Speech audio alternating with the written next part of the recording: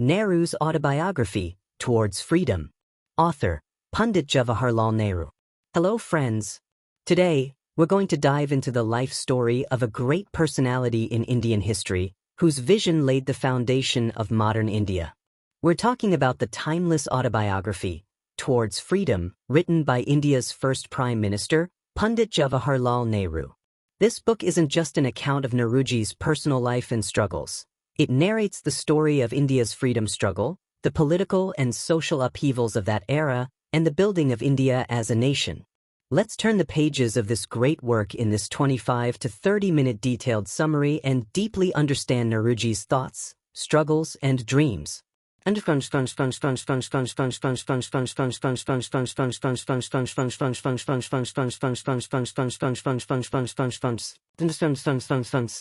1. Early life and a privileged childhood. Nehruji was born on November 14, 1889, into an extremely prosperous and distinguished Kashmiri Pandit family in Allahabad. His father, Motilal Nehru, was one of the most successful lawyers of his time and a staunch supporter of Indian nationalism. Nehruji's mother, Swarup Rani, was a calm and traditional woman. Nehruji's childhood was spent amidst great luxury and modernity. Their ancestral home, Anandbon, was itself a grand monument, serving as a hub for political and social discourse of that era. Nehruji's early education took place at home with private tutors, including Irish and English tutors. This introduced him to Western thought and language from an early age. At just 15, he was sent to England for further studies. He completed his schooling at Harrow School, a renowned public school, and then earned a bachelor's degree in natural sciences from Cambridge University. Later, he also studied law at Inner Temple to become a barrister. These 7 years spent in England profoundly shaped his personality and ideas.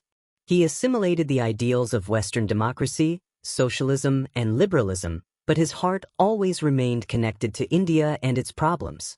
His autobiography provides a detailed account of this privileged childhood, his relationship with his parents, and his experiences with Western education.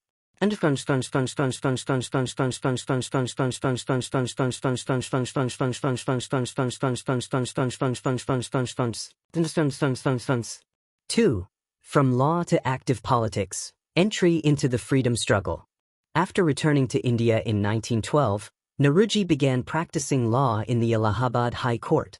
However, his heart wasn't truly in it. At that time, deep political discontent was spreading across India, and the struggle against British rule was gaining momentum.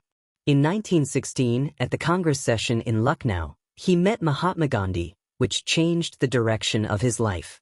The repressive policies of the British government after World War I, especially the Rowlatt Act and the Jallianwala Bagh Massacre, 1919, shook Nehruji to his core. He couldn't remain inactive and fully plunged into the freedom movement. He played an active role in the non-cooperation movement, 1920-22, under Mahatma Gandhi's leadership, and it was during this period that he was imprisoned for the first time.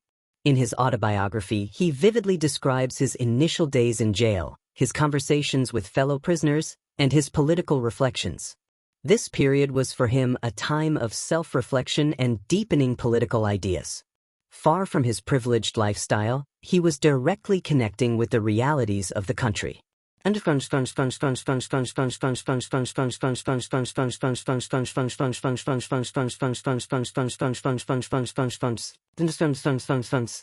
3. His intimate and ideological relationship with Gandhiji. The relationship between Nehruji and Mahatma Gandhi was a focal point of the Indian freedom struggle. This relationship wasn't merely that of a mentor and disciple, but of two great thinkers, a father-son figure, and deep friends, who, despite mutual respect and affection, also had ideological differences.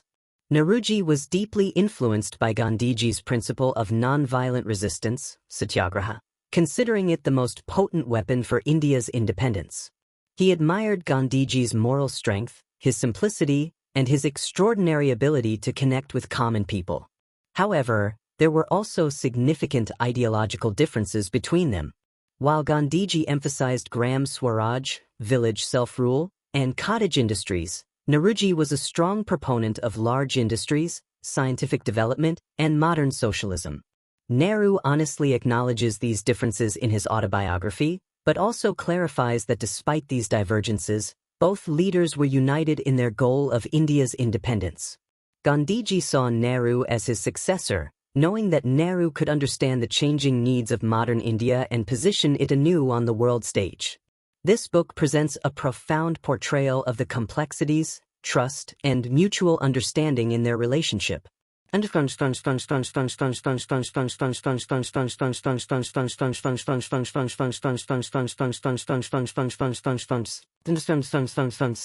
4. Relationships with other leaders and role in Congress.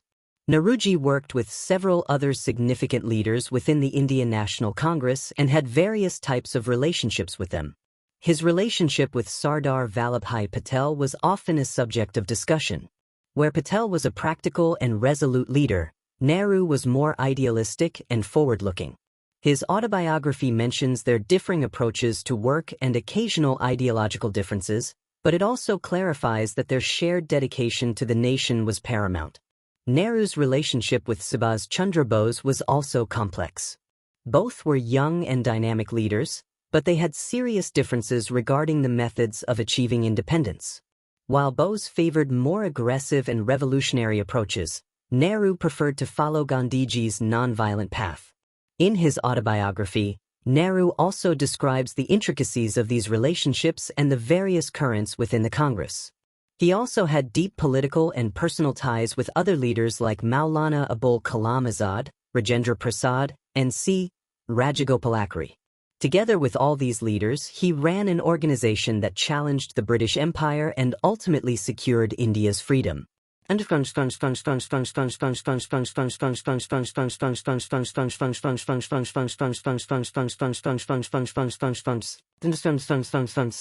5. Jail life, self-reflection, and ideological development. Nehruji spent a considerable part of his life in British jails. A large portion of his autobiography is dedicated to his experiences in prison. This period was not merely incarceration for him, but also an opportunity for deep self-reflection, study, and writing. It was within the walls of the jail that he wrote some of his most important works, including this autobiography itself. While in prison, he undertook an intensive study not only of Indian history but also of world history, philosophy, and science. It was during this time that his socialist and secular ideas further developed. He deeply contemplated the problems of poverty, inequality, and colonialism, and envisioned an independent, democratic, and socialist India. His autobiography also describes his mental and emotional struggles, the longing of not being able to do more for the country, the distance from his family, and anxieties about the future. But despite all this, his resolve and hope never diminished. Jail became a university for him, where he matured his political and philosophical thought. 6. Devotion to the nation and the dream of freedom. Nehruji's autobiography testifies to his unwavering loyalty and profound dedication to the nation. He was not just a political leader, but a person who dreamt of shaping India into a modern and progressive nation. He was deeply concerned by India's poverty, illiteracy, and social inequalities, and wished to eradicate these problems from their roots. This book is a document of his dreams, his hopes, and his aspirations. He envisioned an India that would adopt a scientific outlook, adhere to secularism, grant equal rights to all citizens, and contribute to world peace.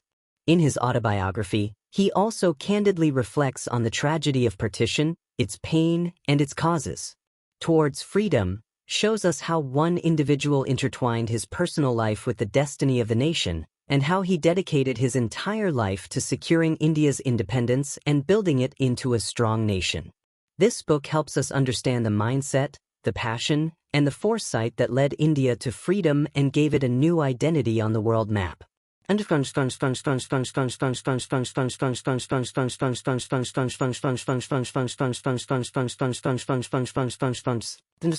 6. Conclusion. Nehru Ki Atmakatha by Pandit Jawaharlal Nehru is not merely a memoir, it is a mirror of an era. It offers us an opportunity to understand Nehruji's personal thoughts, his emotional upheavals, and his ideological evolution. It also tells us how a young man from an elite family became a symbol of the aspirations of millions of Indians. This book provides a unique opportunity to view a significant period of Indian history through Nehruji's own eyes. By reading this autobiography, we learn how complex the freedom struggle was, how many different people and ideas were involved, and how, despite all these contradictions, India achieved independence. This book remains as relevant today as it was when it was written. It reminds us of the fundamental principles of nation-building, democracy, secularism, and social justice, which Nehruji and his compatriots laid the groundwork for. We hope this detailed summary has helped you understand Nehruji's life, his ideas, and the significance of this great autobiography. If you like this video, please like it, share it with your friends, and don't forget to subscribe to our channel. Your feedback and suggestions in the comments section are important to us. See you in the next video. Until then, thank you and Jai Hind.